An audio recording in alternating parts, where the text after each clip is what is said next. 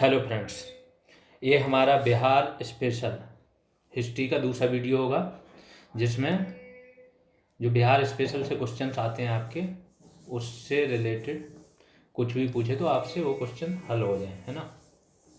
तो चलिए वीडियो शुरू करते हैं। वहाँ पे पिछले वीडियो हमारा कहाँ तक हो गया था? हाँ जी, पिछले वीडियो में हम ख़त्म कर चुके थे मौर्य काल। अब आएगा ये वाला मौर्योत्तर काल। तो मौर्योत्तर काल के बारे में सारी जानकारी ले लेते हैं। मैंने बताया था शुंग वंश की स्थापना कौन करेगा? पुष्यमित्र शुंग। पुष्यमित्र शुंग ये क्या करेगा? बृहदत्त को मारेगा, जो आखिरी शासक रहेगा आपका, और यहाँ पे स्थापना कर देगा किसकी? शुंग वंश की। शुंग वंश की स्थापना कब से कब हुई? 150 ईसा पूर्व से 72 ईसा पूर्व तक ये शुंग वंश रहा।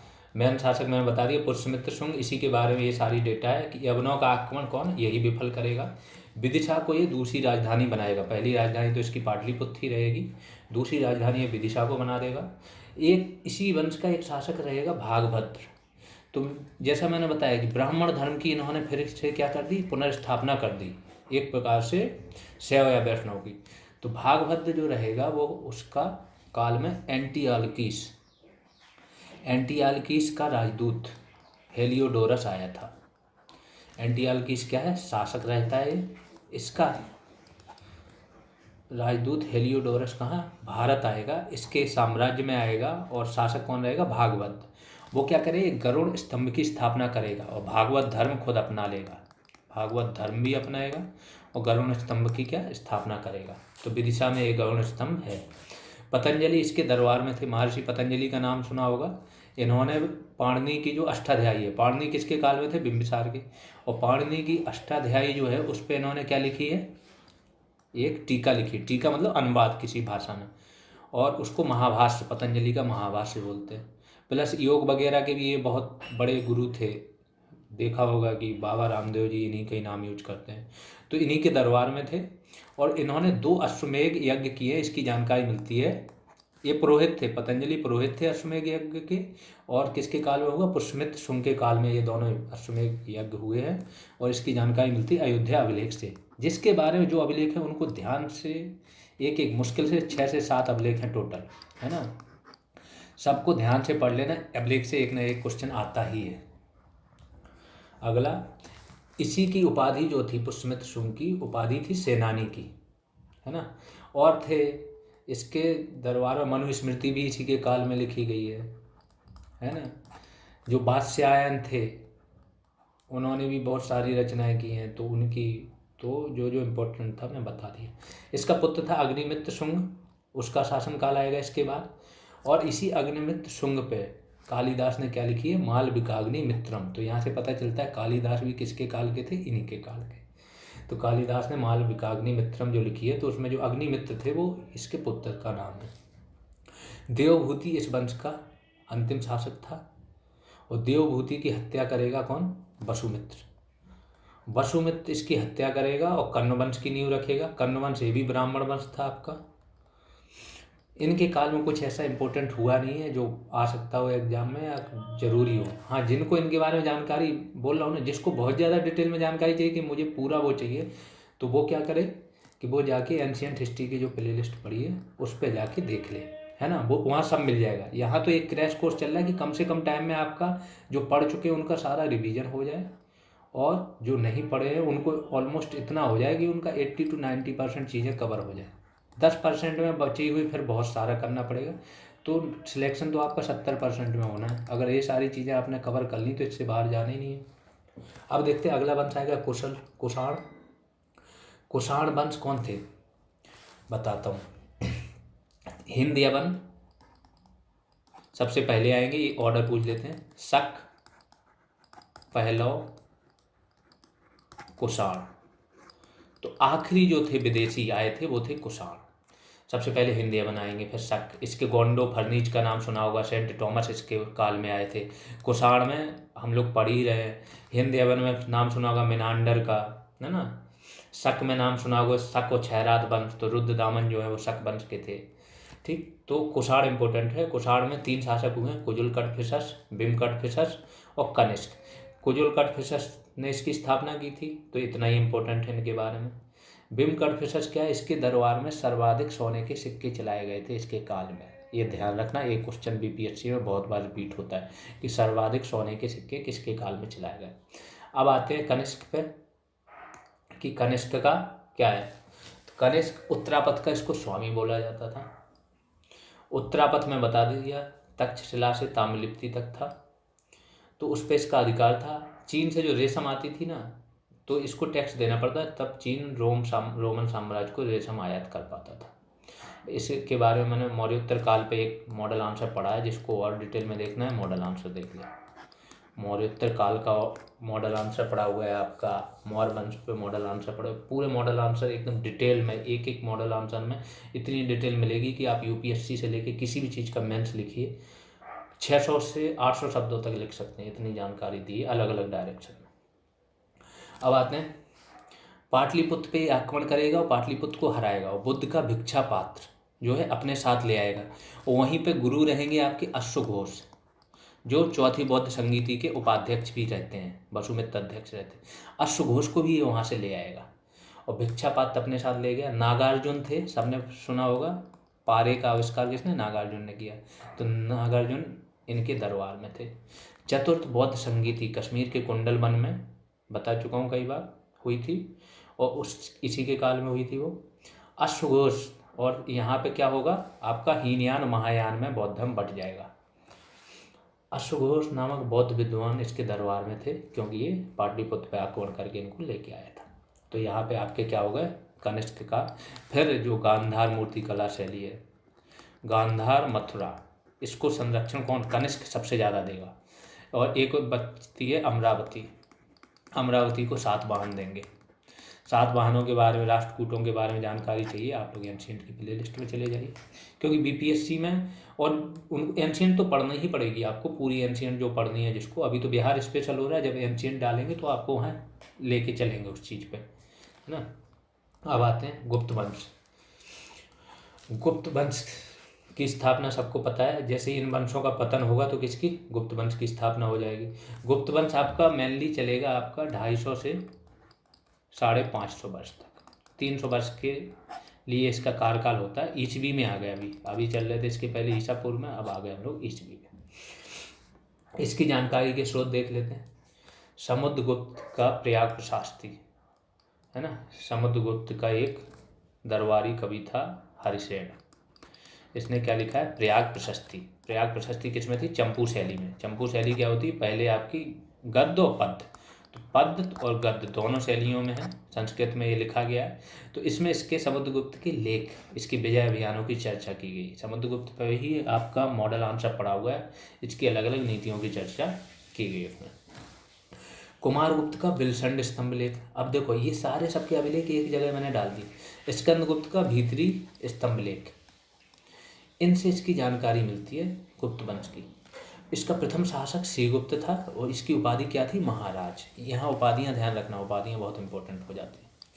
चंद्रगुप्त प्रथम आएंगे, अब ये वास्तविक संस्थापक रहता है। महाराजाधिराज की उपाधि लेगा ये, और लिच्छवी राजकुमारी कुमार देवी से इसका विवाह होता है। राज्याभिषेक इसका कब होगा, 319 ईस्वी में। और गुप्त इसी टाइम पे ही क्या करेगा, राज्याभिषेक जब इसका हुआ था उसी समय से ये गुप्त संवत क्या है शुरू कर देगा। अगले शासक पे आते हैं समुद्रगुप्त।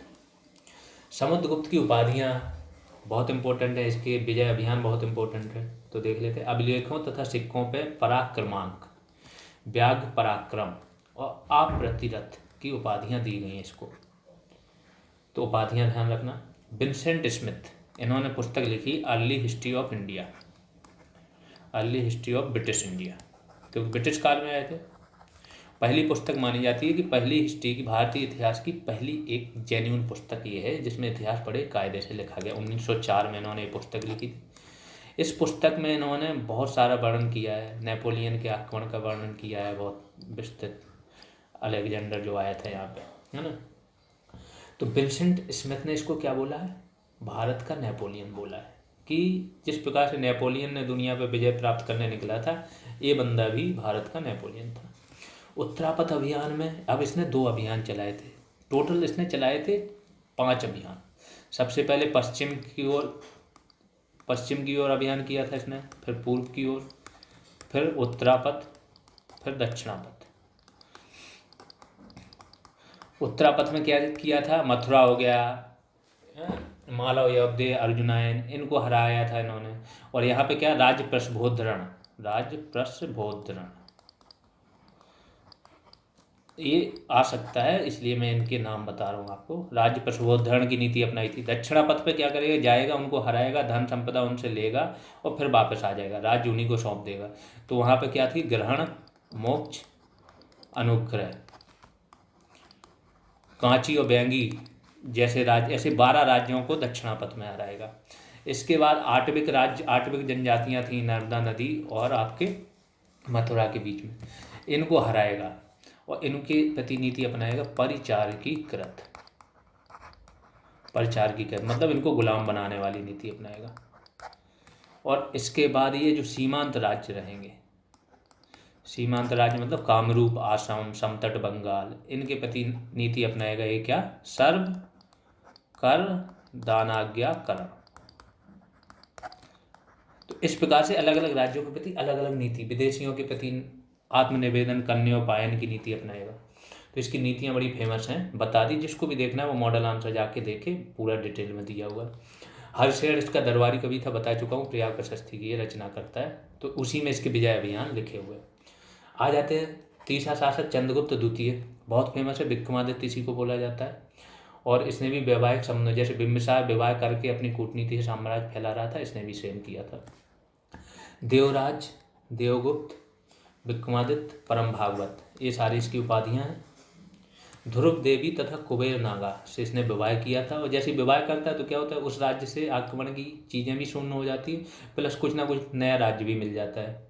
मेहरौली में जो कुतुब मीनार, कोई जाए, कुतुब मीनार परिसर में एक लोहा स्तंभ खड़ा है, वो 1200 साल से, अब जब इसका कार्यकाल था इतने टाइम से वो खड़ा हुआ है, उसमें ना कोई जंग लगी है ना कुछ। तो सोचो धातु विज्ञान कितना आगे था उस समय।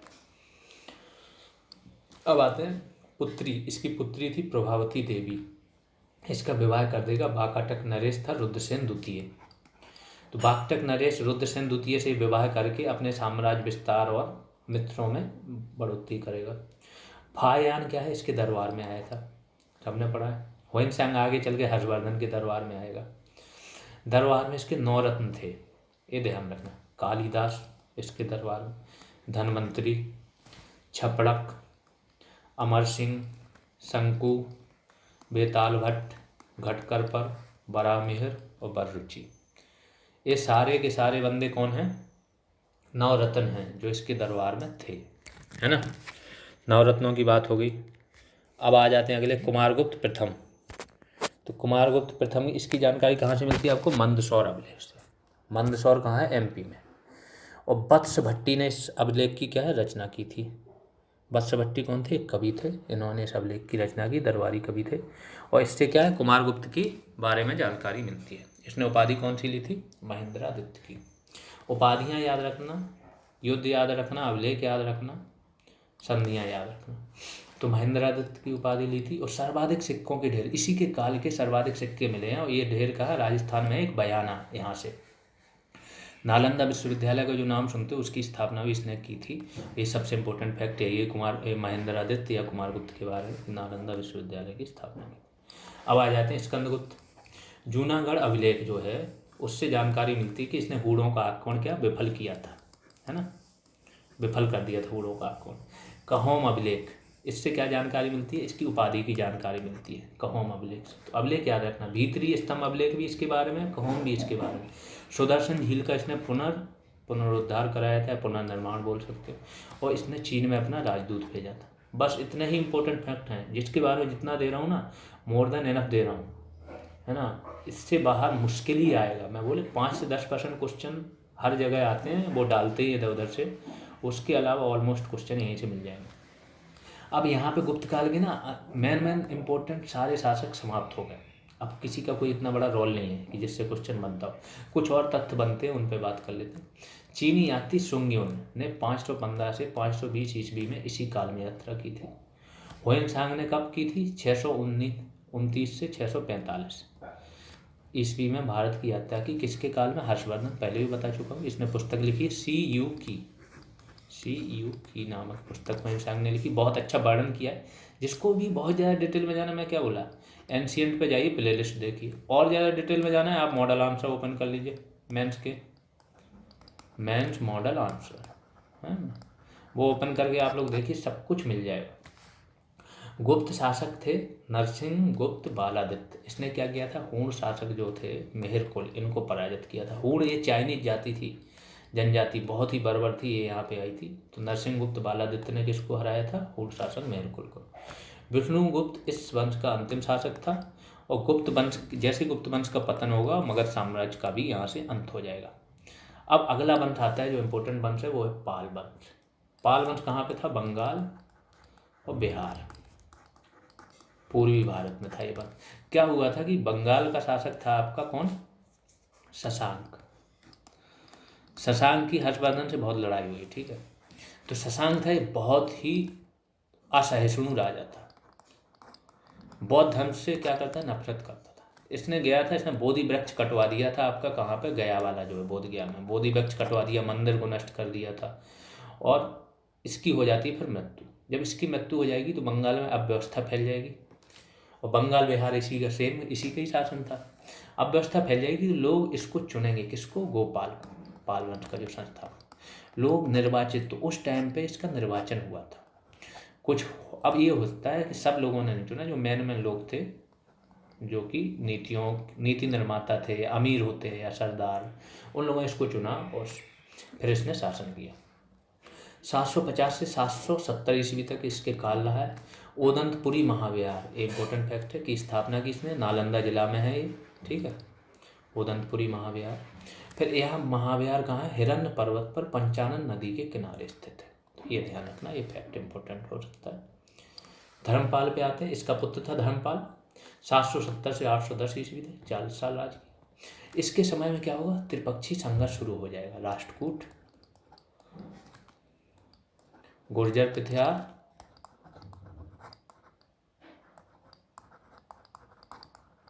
और पाल, इनके बीच में क्या होगा? त्रिपक्षी संघर्ष शुरू हो जाएगा। कभी ये इसको, अधिकतर क्या होता है ना, जो आपका होता है, सबसे पहले गुर्जर पिथियार हरा देगा इनको, पाल वालों को, धर्मपाल को। फिर ये बंदा राष्ट्रकूट का आएगा, ये दोनों को हरा देगा। और अंत में स्थापना किसकी हुई? गुर्जर पिथियार वंश कन्नौज पे 200 साल तक चलेगा, शासन करेगा लास्ट में। तो इसी के बारे में सुन लो। राष्ट्रकूट नरेश ध्रुव ने क्या किया? धर्मपाल और वत्सराज दोनों को हराया। उसके पहले क्या है? प्रतिहार नरेश वत्सराज किसको हराएगा? धर्मपाल को हराएगा। तो प्रतिहार नरेश वत्सराज धर्मपाल को हराएगा। फिर राष्ट्रकूट नरेश ध्रुव ने धर्मपाल और वत्सराज दोनों को हराया। कन्नौज पर आक्रमण करके इंद्रायुध, कौन, किसके बारे में चर्चा हो? धर्मपाल के बारे में। धर्मपाल क्या करेगा? कन्नौज पर आक्रमण करेगा और जो इंद्रायुध होगा उसको हरा देगा। विक्रमशिला तथा सोमपुरा महाविहारों का निर्माण करेगा। विक्रमशिला क्या था? ये जैसे नालंदा महाविहार था रहने और पढ़ने के लिए, स्टूडेंट के लिए, तो ये भागलपुर जिला में था आपका, और सोमपुरा आपका बांग्लादेश में। तो इन महाविहारों का ही निर्माण कराएगा। भागलपुर के अंचितक में था ये, अंचितक गांव में। तो नालंदा महाविहार को ये क्या करेगा? एक काम और करेगा। नालंदा महाविहार पुराना हो गया तो उसको पुनरुद्धार भी कराएगा ये बंदा, प्लस उसको चलाने के लिए कुछ ना कुछ राजस्व चाहिए, टीचरों को वेतन देने, तो 200 गांव क्या करेगा? ये दान में दे देगा। और गुजराती कवि सोड्डल जो है इसको क्या करेगा? उत्तरापथ का स्वामी बोलता है। यहाँ पे धर्मपाल की स्टोरी समाप्त। अगले आ जाते हैं देवपाल। देवपाल क्या करेगा? मुंगेर को अपनी राजधानी बनाएगा, एक इम्पोर्टेंट फैक्ट। दूसरा इम्पोर्टेंट फैक्ट जो इनके बारे में है कि जावा और सुमात्रा के शैलेंद्र वंशी शासक थे। जावा सुमात्रा वो आप लोग लगा लो, साउथ ईस्ट एशियन कंट्रीज हैं, है ना, इंडोनेशिया के पार्ट हैं अब तो जावा सुमात्रा के शैलेंद्र वंशी शासक का नाम क्या था? बालपुत्र देव। ये इनसे परमिशन लेता है कि हमें एक बिहार बनवाना है, कहाँ पे? नालंदा में। तो परमिशन भी देता है, प्लस 5 गांव दान में भी दे देता है कि हाँ भाई बनवाओ, इसका जो खर्चा चलाना है उसके लिए 5 गांव दान में दिए। चौथा शासक था इसका महिपाल। अब पाल वंश कमजोर हो गया होता है, लेकिन ये क्या, इसकी पुनर्स्थापना करता है, तो इसका श्रेय भी इसको मिलता है। राजेंद्र चोल, जो चोल वंश के शासक थे, राजेंद्र चोल, उसके पहले थे राजराज चोल। तो जो तंजौर का बृहदेश्वर मंदिर है इन्होंने बनवाया था, और राजेंद्र चोल ने क्या कराया था आपका, गंगैकोंड चोलपुरम नामक मंदिर बनाया था। और ये इन्होंने बहुत बड़ी नेवी रखी थी, पूरा साउथ ईस्ट एशियन जितने भी द्वीप है ना, इन्हीं लोगों की बदौलत आज इंडिया से मिले। कम से कम 12,000 द्वीपों पे इन्होंने कब्जा कर लिया था। जावा, सुमात्रा, मलाया, श्रीलंका पे पूरा कब्जा था इनका, है ना। तो ये लोग थे। अब राजेंद्र चोल का आक्रमण इसी के समय में होगा। बौद्ध भिक्षु रहता है एक अतिश दीपंकर, इनके नेतृत्व में क्या है, तिब्बत में एक दूत मंडल भेजेंगे। तो आज आप देखोगे पूरा तिब्बत जो है बौद्ध धर्म का अनुयायी है। दलाई लामा तिब्बत की निर्वासित सरकार चलाते हैं भारत की धर्मशाला से, है ना, दलाई लामा जो है।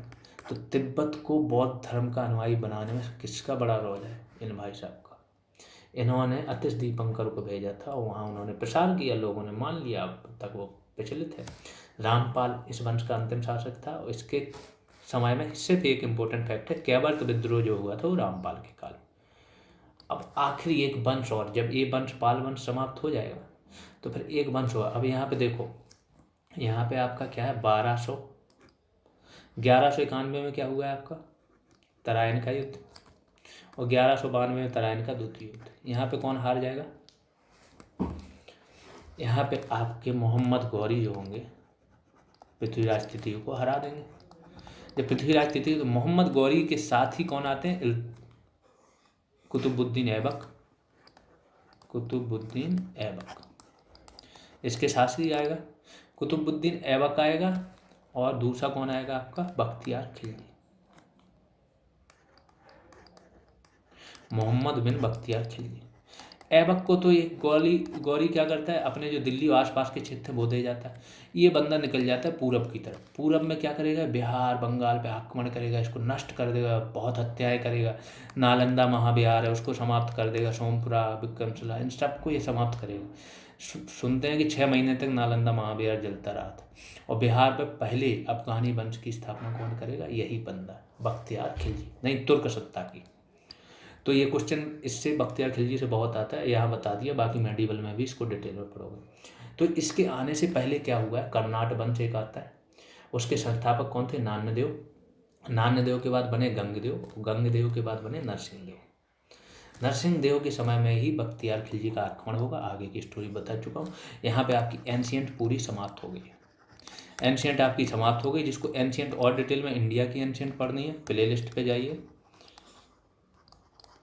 किसकी, जीएस रिवॉल्यूशन, और जाके पूरा देख लीजिए। जिसको और चाहिए कि पीडीएफ चाहिए, सब्जेक्ट वाइज पीडीएफ भी प्रोवाइड करा देंगे, वो इन नंबरों में कांटेक्ट कर सकता है हमारी टीम से। तो उनको सब्जेक्ट वाइज भी पीडीएफ की, जिसको पढ़ना है सिर्फ निकालो पीडीएफ का प्रिंट आउट, वो पढ़ सकता है। तो अभी के लिए इतना ही। नेक्स्ट वीडियो जो आएगा हमारा मेडिवल इंडिया पे आएगा। एक वीडियो में मेडिवल हो जाएगी, और एक में ही बिहार की आपकी मॉडर्न हो जाएगी, या 2 में हो जाएगी। Okay, thank you.